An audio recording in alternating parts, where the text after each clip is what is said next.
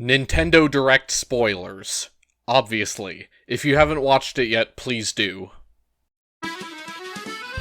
As you probably know, there was a big Nintendo Direct last Tuesday.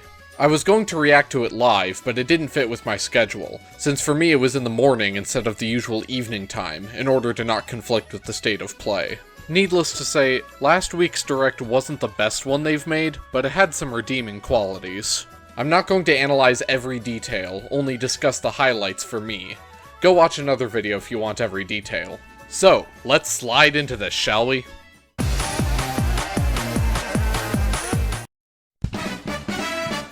I'll start with the reason why you're probably watching my channel nowadays, Mario Kart. Don't worry, I'll save the discussion of leaks or data mines for later, and I'll warn you when it's about to happen. I'll be honest, this was not the announcement I was expecting, since I knew the next wave of the DLC wasn't coming that soon. I thought they would just announce the date when we would be receiving more information, or maybe something else related to Mario Kart, or perhaps nothing at all. Instead, we got a preview of 2 courses for Wave 3, and a release window of the holiday season, which was to be expected. The courses we got were Merry Mountain from Tour, and Peach Gardens from DS. Let's start with Merry Mountain. Many people were expecting this course to come during a holiday season wave, and Nintendo didn't disappoint. The music feels like something ripped straight out of a Christmas movie, enhanced by the live orchestral performance. Visually, this is a gorgeous course, perhaps the best looking DLC course so far, and very close to the base game standard. It's full of sights to see and vibrant colors, and it doesn't feel like they've skipped out on any detail. In terms of the gameplay, we can only speculate, but it looks like it'll be the best original tour course in 8 Deluxe so far. Ninja Hideaway was mostly great, but it's very bumpy, especially at the end, making it harder to control in 8 Deluxe than in Tour. Meanwhile, Sky High Sundae was clearly made for Tour first and thrown onto 8 Deluxe later, as it's basically a glorified oval. On the contrary, Merry Mountain has a great layout with a nice mix of turns, straightaways, alternate paths, shortcuts, and elevation. Also, this course has anti-gravity near the peak, but not throughout the whole course, which looks very natural like a base game course. Lastly, after showing gameplay of Peach Gardens, they show this clip of Mario taking the half-pipe at the top of the mountain. This is huge, as half-pipes have never been in 8 Deluxe to this point, only appearing in Wii and Tour. This opens the floodgates for potential DLC courses that prominently feature half-pipes. Among the courses already in Tour, DK Summit, Koopa Cape, and Maple Treeway from Wii feature half-pipes, and DK Summit would feel remiss without them.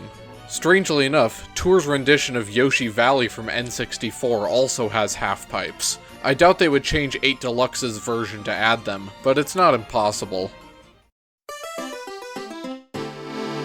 The other course they showed off was Peach Gardens. This keeps with their pattern of showing off a retro course that hasn't appeared in Tour in each wave, led by Shroom Ridge in Wave 1 and Snowland in Wave 2. Still, for only showing off 2 courses, I'm surprised that this was one of them. We didn't get to hear its music, but I imagine that a live orchestra would make this theme sound exquisite. Visually, this course also looks great, albeit with a hint of lime green grass in the out-of-bounds areas.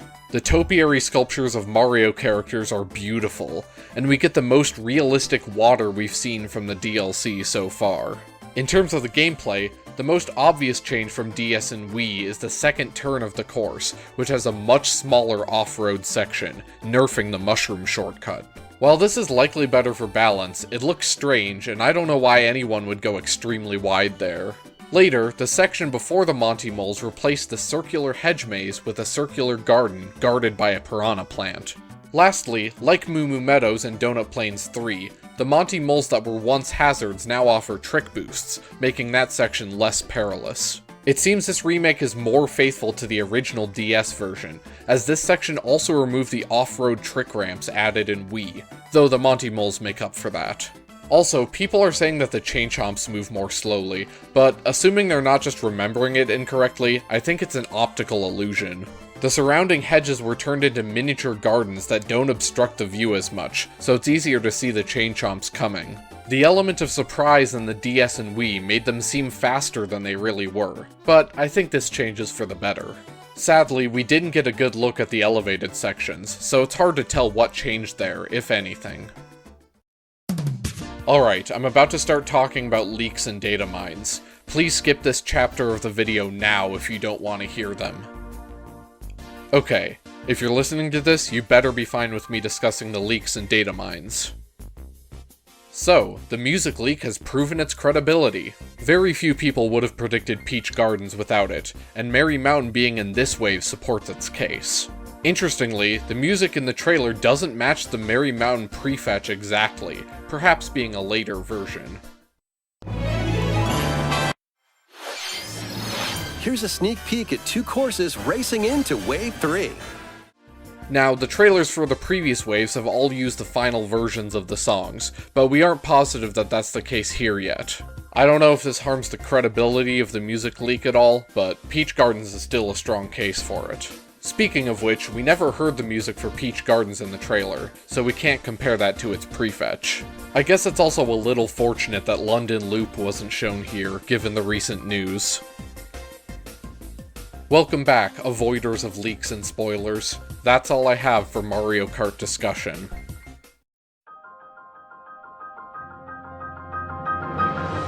Next, I want to discuss the only other game in this direct that I will definitely play, The Legend of Zelda: Tears of the Kingdom.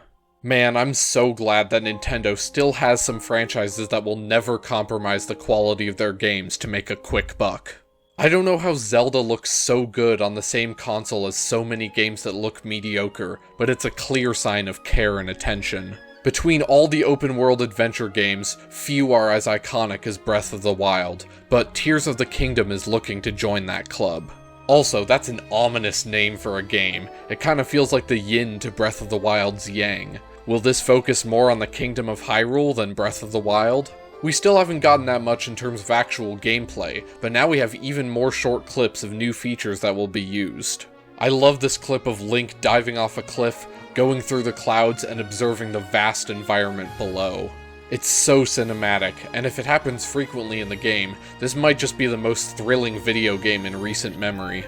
It seems like this clip is related to another clip from last year's E3 trailer for this game, apparently being a tome to rewind time. The stone he's climbing on seems a little too convenient to travel back up to the sky. Was it truly a random stone, or is this a planned method of returning to the sky from the mainland? Speaking of which, what will be the other methods of doing that? Also, the final clip shows Link paragliding onto a hang glider. This game seems to be situated around the sky, so it would make sense to have another mode of aerial transportation. How will the hang glider function differently from the paraglider? Is it this game's version of fast travel? Do you even have control of it? Lastly, the release date, May 12th. It's crazy to think that it seems so soon, but it's also still 8 months away. Luckily for me, it's a couple weeks before my birthday, and just a couple days before the birthday of my friend who also loves Zelda. Okay, I also want to mention the distant but hilarious possibility that the name of this game is why the Nintendo Direct wasn't aired live in the UK.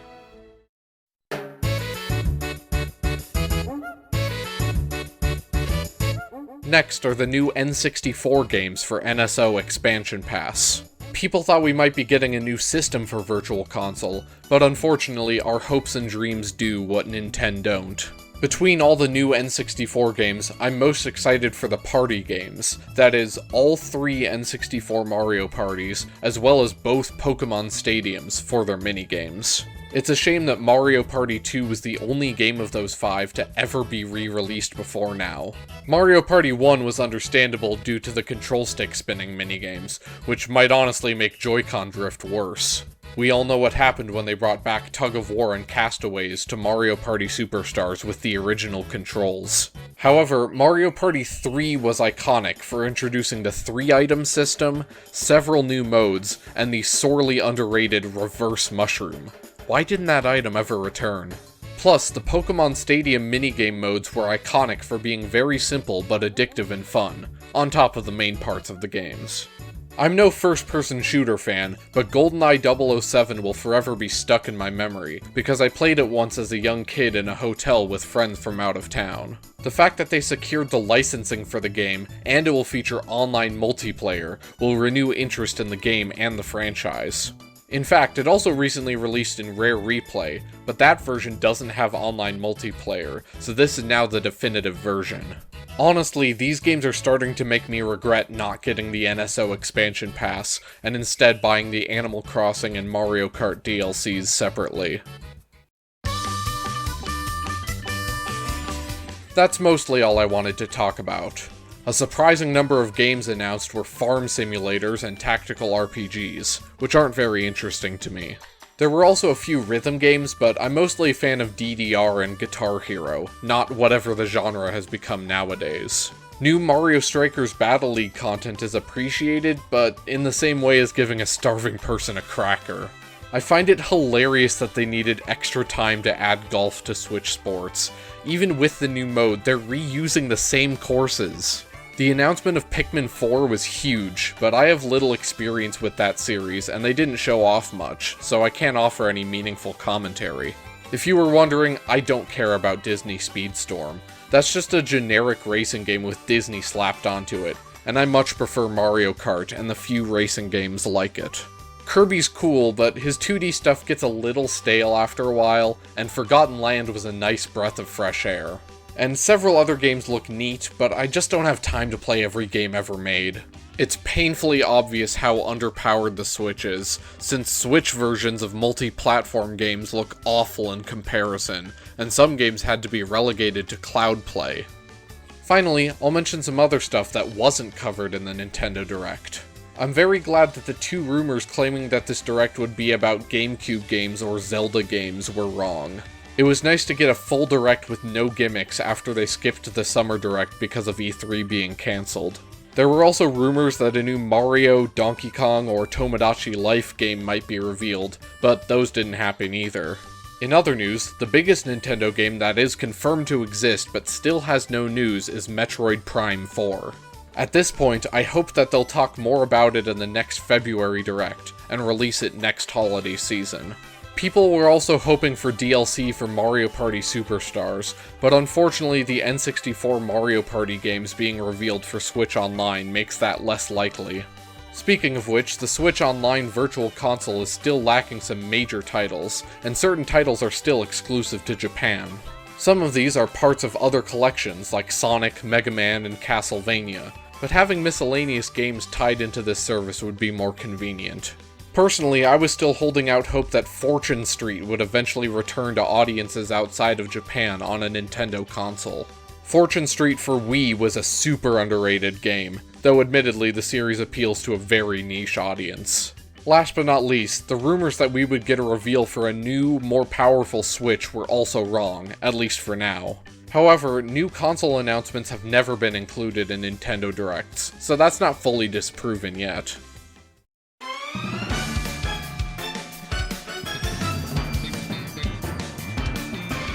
And those were all my thoughts about the Nintendo Direct. What did you think about the Direct? Do you agree or disagree with my commentary on Mario Kart, Zelda, N64 Online, and the other games? Do you have anything to add about the games I didn't cover in depth, or games you would have liked to see? Let me know in the comments below. Line Rider, sliding out.